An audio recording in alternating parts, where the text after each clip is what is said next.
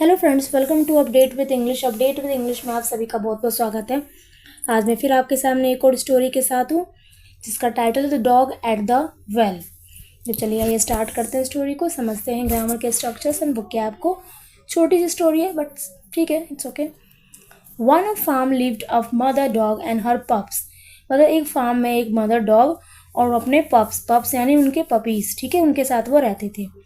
The mother dog warn her pups to never play near the well.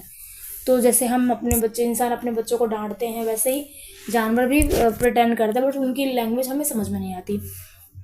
तो mother dog ने काफ़ी बार अपने बच्चों को वार्न किया था। वार्न मतलब चेतावनी दी थी कि वेल के पास नहीं खेलोगे। However, one curious puppy decided to pick over the well. लेकिन अब बच्चे तो होते ही हैं जिनको जिस काम के लिए मना किया जाए वो वही काम करते हैं। तो उनमें से एक पपी था जो बहुत क्यूरियस था। क्यूरियस मतलब बहुत उत्सुक था कि आखिर क्यों मम्मी वेल के पास जाने को मना करती है।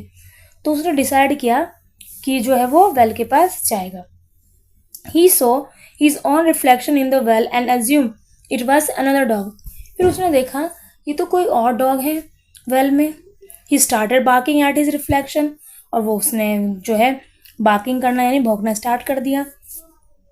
As he thought the other dog was imitating him. और उसे लगा कि दूसरा डॉग भी है वो इमिटेट कर रहा है, उसे पता नहीं था कि वो वही है एक्चुअल में।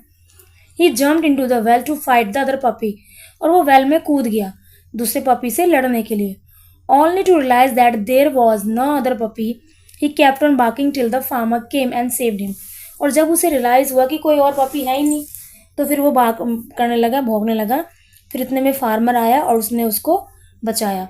The puppy never went back to the well again. और इस तरह से पपी जो है दोबारा से है वेल के पास नहीं गए। तो वही है ना, सभी को एक लेसन मिलता है तो उसके बाद ही सब सुधरते हैं। तो यही पपी के साथ हुआ कि जब तक उसे मना किया गया उसने नहीं माना। जब उसको एक्चुअल में उस चीज़ को फेस करना पड़ा तो जाके उसे बात समझ में आई कि मम्मी क्यों मना करती थी वेल के पास खेलने के लिए। और ऐसा सभी के साथ होता है कि जब हमें मना किया जाता है हम मानते नहीं, और जब उसके कॉन्सिक्वेंसेस नेगेटिव हो जाते हैं तो हमें बात समझ में आती है।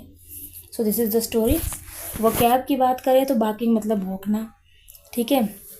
रिफ्लेक्शन यानी प्रतिबिंब कि अपनी इमेज दिखनी। इमिटेटिंग यानी नकल उतारना, इमिटेट करना, ओके। और वार्न चेतावनी।